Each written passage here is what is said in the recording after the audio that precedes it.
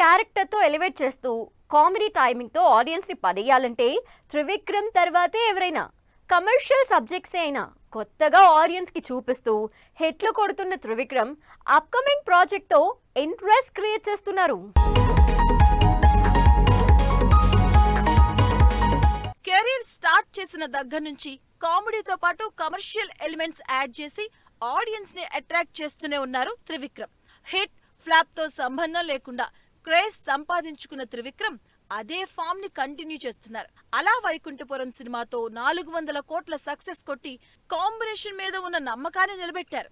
ఇప్పటి వరకు local director గానే ఉన్న త్రివిక్రమ్ ఇప్పుడు చెయ్యబోయే సినిమాతో గ్లోబల్ డైరెక్టర్ అవ్వాలి అని అదే రేంజ్ లోనే పాన్ ఇండియా మూవీ స్టోరీని రెడీ చేస్తున్నారు. దాదాపు 600 కోట్లకు పైగా బడ్జెట్ తో అల్లు అర్జున్ తో మైథలాజికల్ మూవీని ఆగస్ట్ నుంచి స్టార్ట్ చేయబోతున్నారు.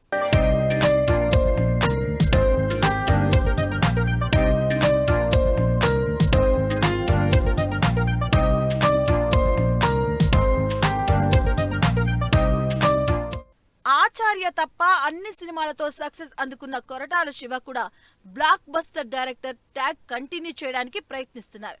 మిర్చి, శ్రీమంతుడు, జనతా గ్యారేజ్, భరత్ అనే నేను లాంటి సినిమాలతో బ్యాక్ టు బ్యాక్ హిట్స్ కొట్టారు. ఆ తర్వాత ఆచార్య లాంటి డిజాస్టర్ తర్వాత టైం తీసుకుని చేసిన దేవర మంచి రిజల్ట్ అందుకుంది. 600 కోట్ల కలెక్షన్లతో ఎన్టీఆర్ కి సాలిడ్ హిట్ ఇచ్చి అంచనాలు పెంచేశారు కొరటాల. అయితే దేవరకి సెకండ్ పార్ట్ కూడా ఉండడంతో ఈసారి సెకండ్ పార్ట్ ని అంతకు మించిన రేంజ్ లో తెరకెక్కించడానికి ప్లాన్స్ చేస్తున్నారు.